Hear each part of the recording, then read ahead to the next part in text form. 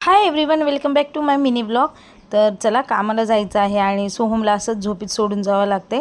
आणि हे एक पेट्रोल पंप आहे सोलापूरमधलं महानगरपालिकेचं। आणि इथं विशेष म्हणजे सगळ्या लेडीज कामाला आहेत। पेट्रोल भरण्यापासून ते सगळे कामापर्यंत इथं फक्त लेडीजच आहे। तर हे 3 का 4 पक्षी असे जात होते, असं वाटत होतं की विमानच जात होतं।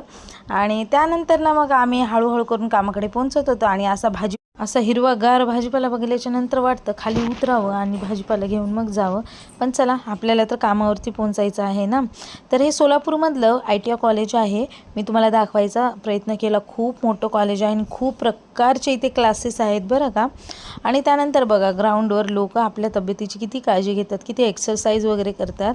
ज्या गोष्टी कधी कधी आपल्याला वाटतं जाऊ दे किती दिवस करायच्या, पण हे ग्राउंड रोज भरलेलं असतं। सगळ्या वयोगटातले लोक इथं ना एक्सरसाइज करायला येत असतात। त्यानंतर ना साईडच्या जवळ जो पोहोचलोत होतो, तर ही समोरची जी बिल्डिंग दिसते ती आमची साईड नाही। आमचं बोलणं चालू आहे, देवाच्या कृपेने जर मिळाली ही साईड तर खूप चांगलं होईल। आणि ही जी समोरची बिल्डिंग दिसते ती आहे आमच्या कामाची साईड। तर आम्ही तिथे पोहोचलो होतो आणि ही जी साईड आहे ना ही खूप मोठी आहे।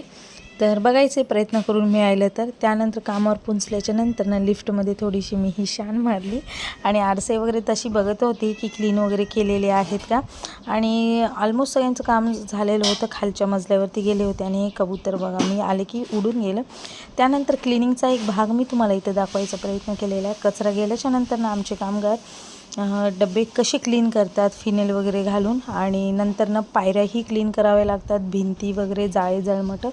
तर हा क्लिनिंगचा ब्लॉग किंवा आमचं काम तुम्हाला कसं वाटतं कमेंटमध्ये नक्की सांगा। चला बाय।